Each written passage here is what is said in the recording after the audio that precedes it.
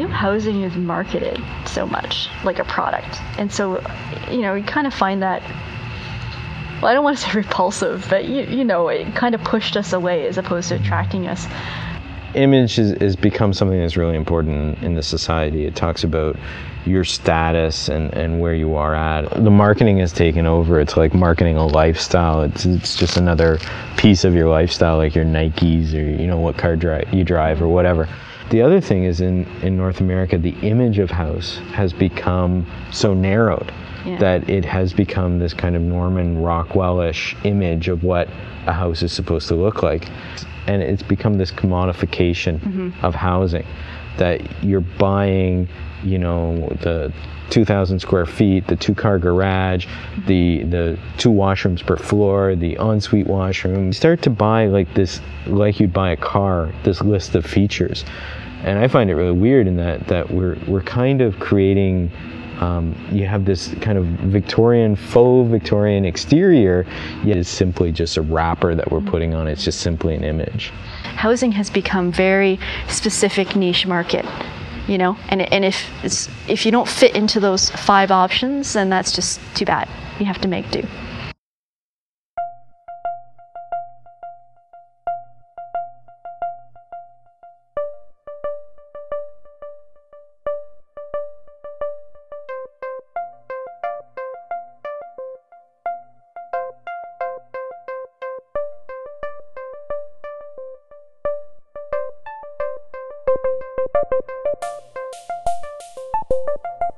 The primary kind of design intent, I guess, of the house is to recreate a courtyard house, although modified to fit into the Canadian context as far as, just the heat and the cold. So we've created this kind of indoor-outdoor courtyard space. The other thing that is being on an alleyway is you wanted to enclose the space to a certain extent. So right across, which you can't see right here, but roughly where those line of concrete blocks is, there'll be a 1-story garage that will kind of enclose the space so that, we're creating kind of an inner sanctum. The indoor section continues on into the house, and it's expressed as a 2-story high space that's separated from the outside by the 2 stories of glass. This is all south facing, so the screening blocks the summer sun and allows the winter sun in. Primarily our heat is from the passive solar, so we need to get as much sun as possible in during the winter months so that it's heating up all the heavy elements, all the concrete here. So it acts as a flywheel. It gets heated up during the day and then releases the heat at night.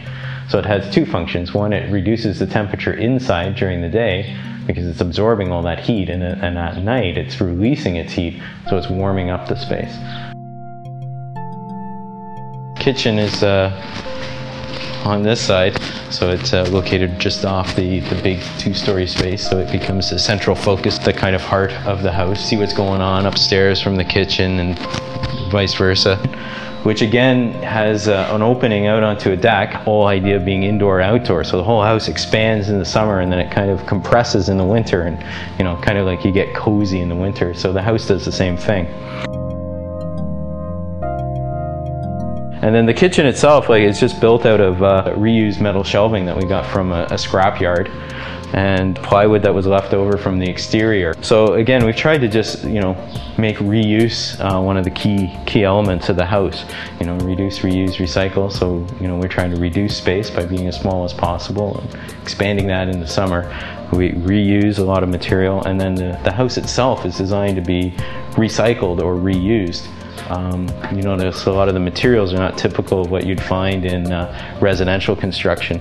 Concrete block, the steel deck. But when this house is no longer used either as a residence, it's very flexible because of the large spans. The only load-bearing walls are the concrete block walls on either side, so it's very flexible. It could be used as an office or turned back into a warehouse type space or whatever else. And then even at that point, when the building's finally done its life, you can actually take it all apart. You can reuse those steel beams, so the whole house can be deconstructed in a way that it can be easily recycled.